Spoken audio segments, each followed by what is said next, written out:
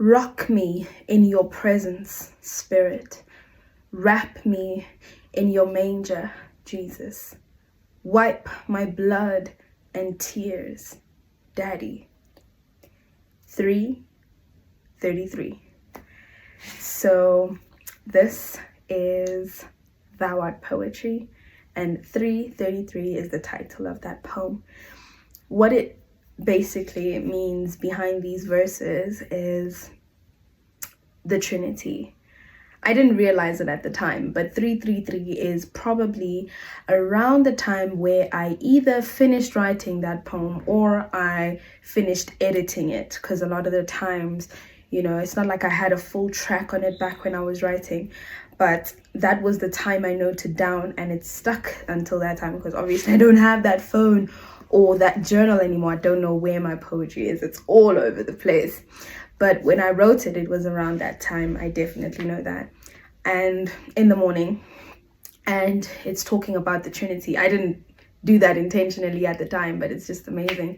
And how I use these juxtapositions, the Spirit and Jesus and our Daddy. It's very gentle, light, positive terms, especially if you know what the Holy Spirit and Jesus and our Father have done, the kindness, the mercy, the unfailing love, all of that are positive connotations. And rock, manger, the manger wasn't a comfortable place for Jesus. The blood and the tears are all kind of negative connotations, and though we call him our rock, right, he is our fortress, our rock, it still has negative connotations to it, in that it's a hard, solid, not aesthetically pleasing thing. However, when we're babies, right, Jesus, and he was put in a manger, in a sheep, in something that's meant for animals or sheep. I'm not sure which animal, but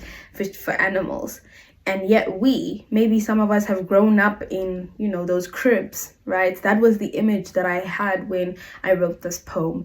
And it's basically talking about that. Rock me to sleep, Lord, Father, Spirit, Jesus. And I wrote it, I think 3:33. The beauty about it is that, the Father and the Son are one, right? But then once Jesus left, he gave us the Holy Spirit, who now lives in us.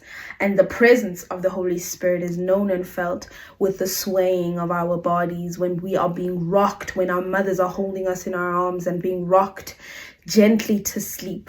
It is the same image that Jesus, the Holy Spirit, and our Father holds us in, rocking us, taking care of us, motherly and fatherly, as the children we are in his presence.